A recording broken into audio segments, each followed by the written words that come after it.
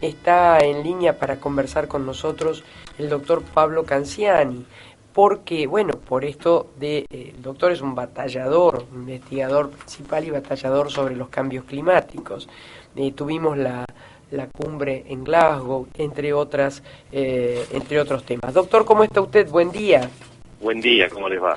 Bien, a mí el cambio climático me afectó la voz.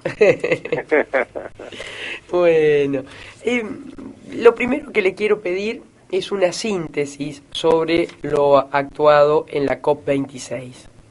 Bueno, estamos por la mitad.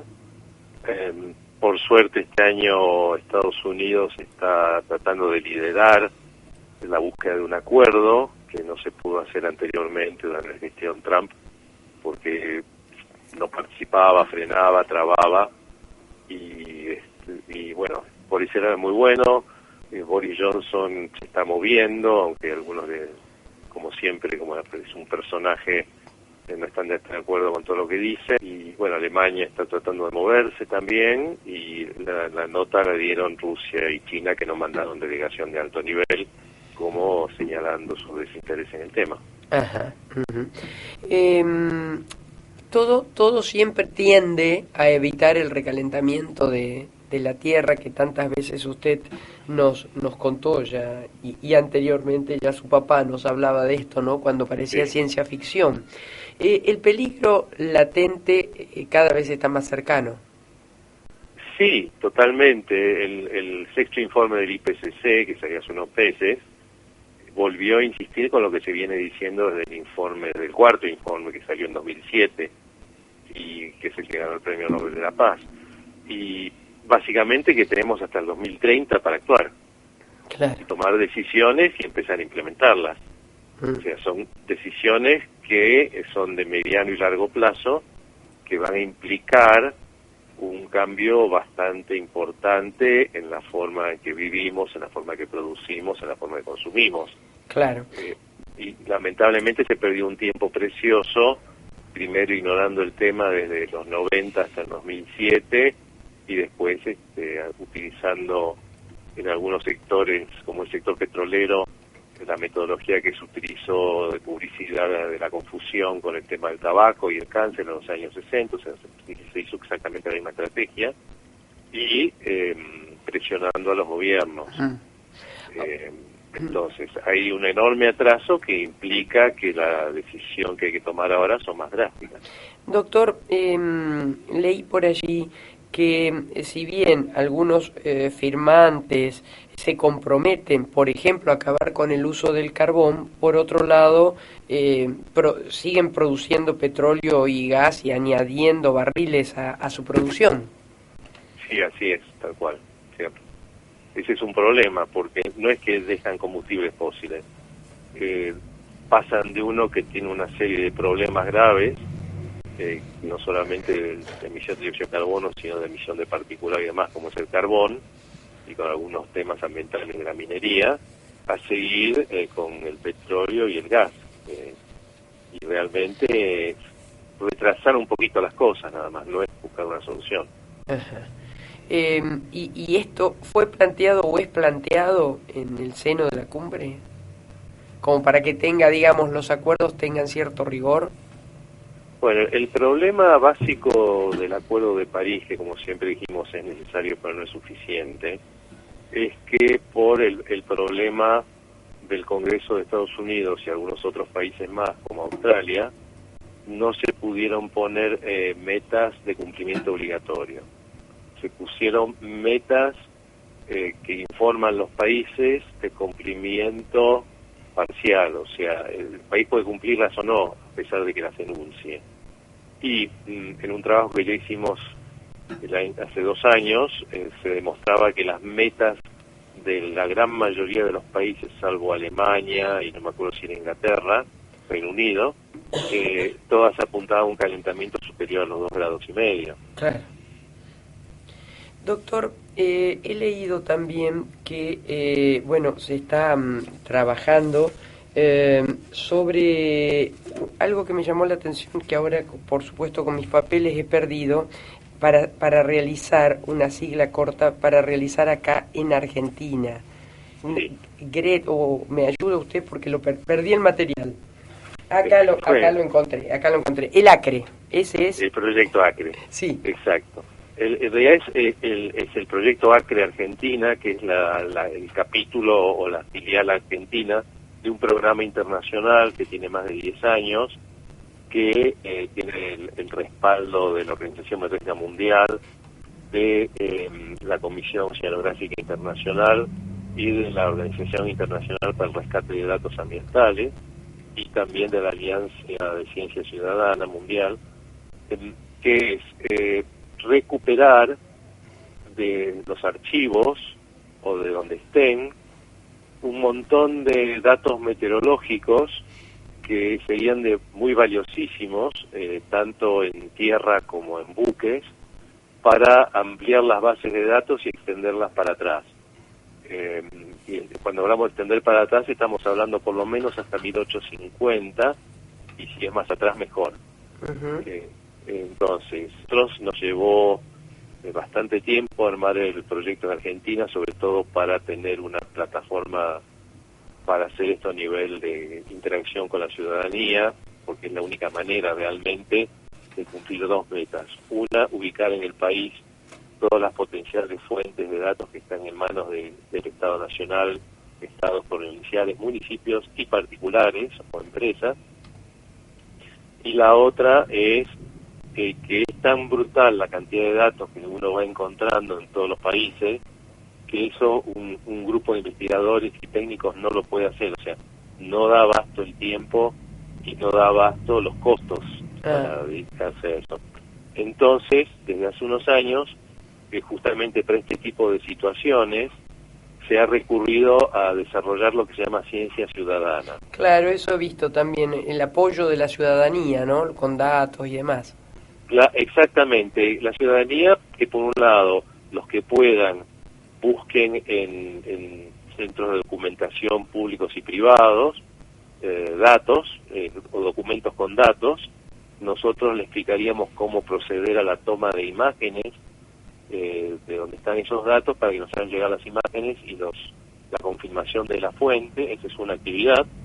Por ejemplo, desde que salió la noticia el lanzamiento el martes pasado, nos han escrito de distintos lugares, sí, y nos comentaban que en la Bolsa de Comercio de Rosario tiene que haber una importante base de datos meteorológicos antiguos. Claro, porque además vio que, bueno, usted lo sabe, nuestra audiencia no lo sé, siempre lo climático ha tenido una incidencia muy grande en nuestra economía, porque nosotros vivimos, aún con todas sus transformaciones, esencialmente el campo. Y su papá decía el tema de la medición de las lluvias que se había dejado de hacer cuando el ferrocarril desapareció o se achicó de manera considerable, ¿no? Bueno, exactamente. Argentina es un país cuya economía depende del clima, sea la primera fuente de ingresos, que es la parte agropecuaria, y la otra fuente importante es el turismo. Claro. Si perdemos el efecto del clima en los centros de turismo y se descompone la prestación turística, estamos perdiendo un servicio que podemos brindar actualmente. Entonces, supongamos que se sequen las cataratas, claro, por ejemplo, claro, o que en las zonas de esquí deje de nevar, o que no se puede ir a las playas de las provincias de Buenos Aires o de Río Negro y demás porque hace demasiado calor. O sea, son ejemplos concretos de lo que está ya pasando en otros lugares del mundo. Claro, claro. Entonces, ¿qué pasa? Tenemos que recuperar toda la información que hay en el país, que en el país es mucha, porque Argentina fue precursor de las ciencias de la atmósfera. De hecho, el precursor del servicio meteorológico actual, que fue la Oficina Meteorológica Argentina, fue instalada por ley del Congreso a pedido del presidente Sarmiento. Sí, lo de Sarmiento es impresionante en todos los niveles, ¿no? Argentina tuvo el tercer servicio meteorológico mundial. Sí, detrás de Hungría y de Estados Unidos, claro, y a la par de Inglaterra, del Reino Unido. Claro. Y otro dato interesante es que generó el servicio meteorológico de Inglaterra, del Reino Unido, fue Fitzroy, que fue el capitán del buque donde viajó Darwin. Claro. Sí. Y que anduvo por acá y Sí. se supone que el primer pronóstico meteorológico lo hizo Fitzroy cuando iba de la Patagonia hacia el Pacífico. Mire qué dato, ¿eh? O sea que bueno, podemos seguir aportando a pesar de un Claro. montón de deficiencias. Sí, la gente que digamos que quiera, la segunda forma de colaborar es en la plataforma de Ciencia Ciudadana. Hemos podido habilitar un espacio de trabajo que se llama en castellano Meteorología del Fin del Mundo, o en el nombre que tiene en latín porque está disponible tanto en inglés como en castellano, pues una plataforma internacional, Meteororum ad extremum terrae, que le pusimos un toque de humor, Sí. y ahí la gente puede acceder a información que estamos brindando de historia de la meteorología en Argentina, pero también puede hacer algo que es muy valioso, que nos ayude a pasar a formato digital las imágenes con datos que les proponemos que vayan pasando. Doctor, no sé si le debo o le puedo preguntar esto, usted me dirá, el tema del hidrógeno verde, Sí. ¿qué es lo que se evalúa? Bueno, el hidrógeno es la energía del futuro. Eso ya prácticamente no quedan dudas. Falta terminar de ver algunos escollos que pueden darse en las formas de distribución y de almacenamiento. Pero básicamente, sea transporte, sobre todo el transporte de media y larga distancia, sea en el uso industrial o el uso domiciliario, el futuro pasa por el hidrógeno, porque es una fuente de almacenamiento, que es inclusive más segura a nivel ambiental por su uso que las baterías de litio. Ajá. Y permite establecer sistemas de energía de pico para cuando hay alto consumo eléctrico y demás. Y en el caso de Argentina es una energía en un formato que Argentina tiene amplia experiencia, porque es parecido de alguna manera al gas natural. Claro. O sea, ¿es positivo esto que se anunció? Sí, esperemos que se haga. O sea, Claro. Argentina tiene un enorme potencial para avanzar en esa dirección, porque ya tiene experiencia con el tema del uso del gas de distintas formas, sea en el transporte, sea en la industria a nivel domiciliario. Tiene experiencia en energías renovables.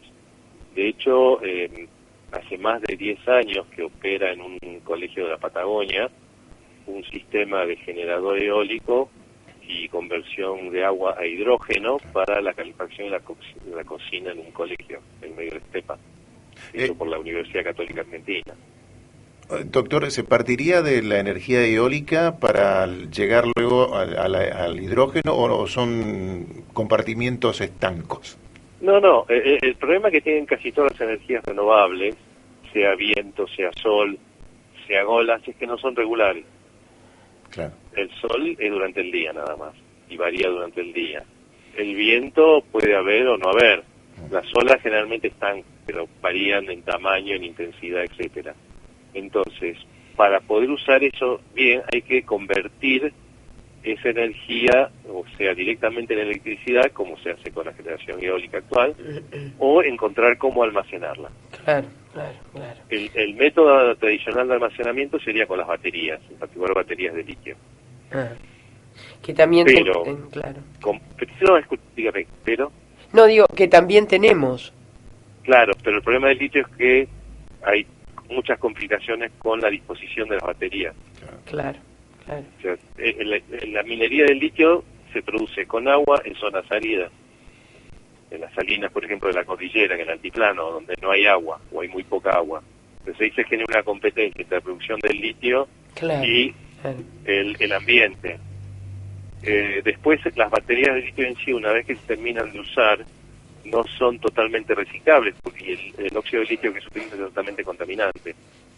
Entonces, o se descubre prontamente una solución para el reciclado de los núcleos de las baterías de litio, o hay que legislar, como proponen investigadores en Estados Unidos, de manera tal que se genere una cadena de usos que prolongue la vida de la batería de litio, pasando primero al transporte automotor, después al sector industrial, al comercial y al domiciliario. O sea que el último eslabón es el domiciliario, que no necesita la misma capacidad de velocidad de carga. si recién hay que reciclarlo, o sea que uno cuadruplicaría la vida útil. Claro, claro. Doctor, sobre esto que se está produciendo, sobre el encuentro en la COP26, ¿es más o menos optimista sobre lo charlado ahí? ¿Con qué sabor lo encontramos a usted, que es un entendido? Por ahora en duda. En duda. En duda. Hace falta fondos. Estados Unidos, hoy leí, está presionando para que en 2022 ya aparezcan los fondos para la mitigación, que es la reducción de emisiones, y la adaptación, que es preparar los sistemas sociales, productivos y ambientales para los cambios que van a ser inevitables, sobre todo para países pobres y de niveles medios. Está hablando de $100.000 millones que tienen que comprometerse los países, que ya viene atrasado también por más de 10 años este fondo. Claro. Si eso no ocurre, seguimos generando documentación interesante, claro, pero no acciones. A propósito de documentación, ahí quedó medio en duda la DINA si firmó o no firmó, pero adhirió a este tema creo que de la forestación. ¿Se ha definido eso? Yo entiendo que sí, que firmó. Ahora no he visto bien el acuerdo. Hay que ver qué firmó. Claro. Para ver si sirve o no sirve. Acá tenemos una excelente ley, que es la ley de bosques nativos, que lamentablemente no se le asignan los fondos que necesita, y el sistema judicial no aplica su cumplimiento, y muchas provincias están haciendo lo que quieren. Doctor, lo sufrimos en las islas nosotros, sí, con lo que es la quemazón, ¿no? También. Claro, tal cual. Le decía que, como siempre, muchísimas gracias, un abrazo grande. Gracias a ustedes. Hasta luego, el doctor Pablo Canziani, a propósito de todas estas novedades sobre el medio ambiente. Bueno, esta militante sueca Greta Thunberg dice que es mucho Gregre para decir Gregorio, ¿no? Mucho bla bla, no está muy conforme o para nada conforme con esta última cumbre, la COP26, dice que es un fracaso. Y a propósito de la bolsa tiene un sitio de internet o un link dentro de su página, que es la GEA, que es la Guía Estratégica para el Agro. Allí hay muchos datos, tal vez por allí se puede encontrar algo para este proyecto que mencionaba el doctor Canziani.